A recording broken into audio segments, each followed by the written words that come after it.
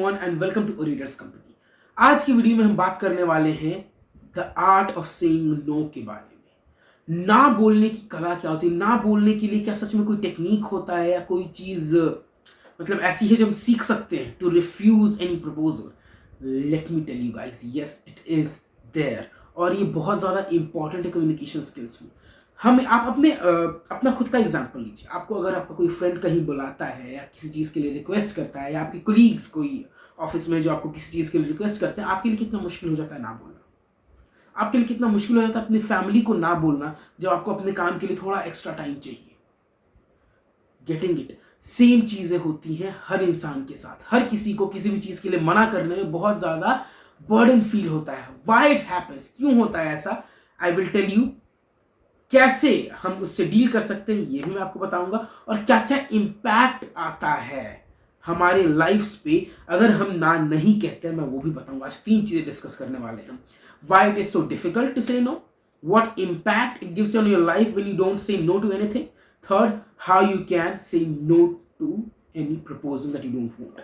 Now let's get started with why it is so difficult to refuse any proposal. Let me tell you. इसके 3 major reasons हैं। The first reason is conditioning. हमारी upbringing ऐसी है कि हमें हर चीज को हाँ कहने के लिए तैयार किया गया है। If you are in a house, if your mama says something, you need to say yes. If your papa says something, you need to say yes. If your relative says something, you need to say yes because you should obey your elders. That's a good thing. ये चीज हमारे culture में बहुत ज्यादा dominant है, and this thing is good up to an extent, but उसका एक बहुत बुरा इम्पैक्ट हमारी कंडीशनिंग पे आ जाता है, हमारी मेंटल कंडीशनिंग पे आ जाता है कि हम ना को नेगेटिव वर्ड समझ लेते हैं। इस कंडीशनिंग को तोड़ना जरूरी है। कैसे तोड़ेंगे मैं आपको आगे बताऊंगा। दूसरा रीजन जो है हमारा किसी भी चीज को हाँ बोलने के लिए या फिर ना नहीं यूज करने के लिए, वो है गिल्ट ऑफ बीइंग सेल्फिश। हमें सीधा लगता है कि अगर हम अपने कारणों की वजह से, अपने प्रायोरिटीज की वजह से किसी और को दुखी कर रहे हैं तो हम सेल्फिश हैं। Think this thing in a long term. अगर आप अपनी फैमिली के साथ टाइम नहीं दे पा रहे हैं because you are working on some important project of yours, आप ये किसके लिए कर रहे हैं? आपकी फैमिली के लिए आप अच्छे नहीं हैं at that point of time. यार ये पूरा टाइम काम में लगा हुआ है, ये हमारे साथ बिल्कुल टाइम स्पेंड नहीं कर रहा। बट मैं समझता हूं एक बैलेंस होना जरूरी है काम में, पर अगर आप उसको प्रैक्टिकली सोचेंगे तो आप वो काम क्यों कर रहे हैं, प्रोजेक्ट क्यों कर रहे हैं? अपने साथ साथ अपनी फैमिली के लिए भी। अगर वो चीज सक्सेसफुल होती है आगे चल के तो उसका बेनिफिट आपकी फैमिली को भी मिलेगा। That is the thing that we need to understand. जो गिल्ट वाली फीलिंग है हमें इसे हटाना होगा। ये दूसरा बहुत इंपॉर्टेंट रीजन है क्यों हम मना नहीं करते। तीसरा रीजन है द वनीला सिंड्रोम, जिसको मैं कहता हूं वनीला सिंड्रोम, हर किसी के लिए अच्छा बनना।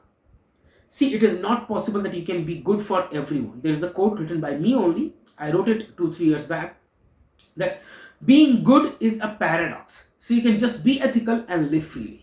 मतलब अच्छा होना एक पैराडॉक्स है। एथिकल रहिए, आजादी से, फ्री माइंड से जिए। So this is what I think, I believe. तो जहां पे भी जो चीज वाजिब है, जो चीज जायज है, वो करिए। हर किसी के लिए अच्छा बनने की कोशिश करेंगे तो आप भी वनीला सिंड्रोम की शिकार हैं, and this is the very dominant reason for not saying no. So ये 3 कारण थे हम मना क्यों नहीं करते हैं।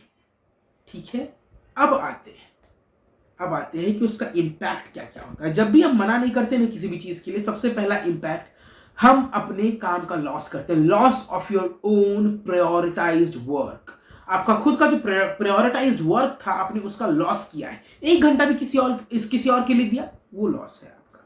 बिना मतलब की इन द सेंस उसका भी कोई वैसा फायदा नहीं था जो आपके मतलब हेल्प करने से हो सकता था।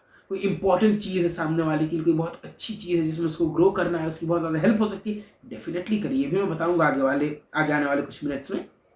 बट अभी के लिए इतना समझिए कि जब अगर कोई आपकी हेल्प मांग रहा है तो सच में उससे हेल्प की जरूरत है, then go. If not, prioritize your work only. ठीक है, सबसे पहला इंपैक्ट आता है आपका काम का लॉस होता है।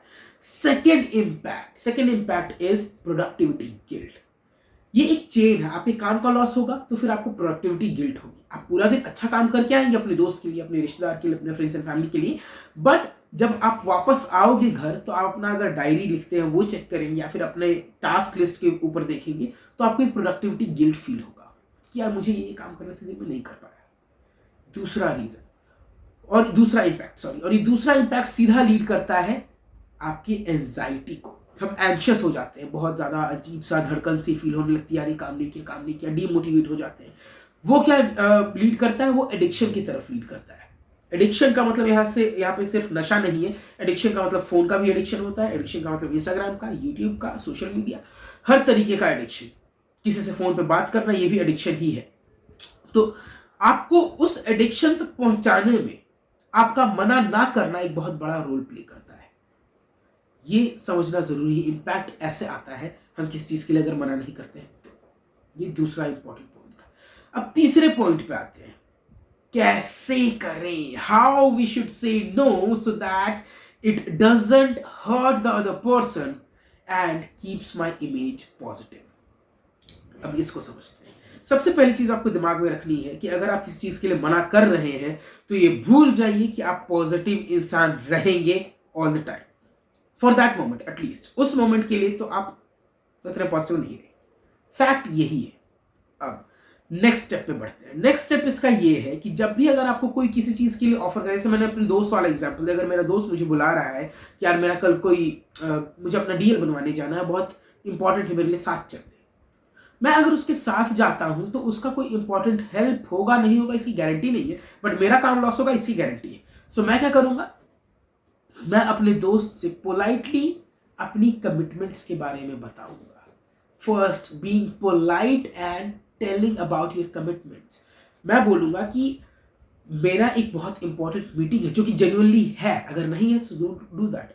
अगर मेरी कोई इंपॉर्टेंट मीटिंग है, मैं बोलूँ मेरी बहुत इंपॉर्टेंट मीटिंग है यार, मेरा शूट है, मेरा रिकॉर्ड है, मेरे कुछ स्टूडेंट्स आने वाले हैं मिलने के लिए, मेरा एक छोटा सा 4-5 लोगों के साथ एक काउंसलिंग सेशन है मेरा, तो वो चीज़ बहुत ज़रूरी है फॉर माई लाइवलीहुड।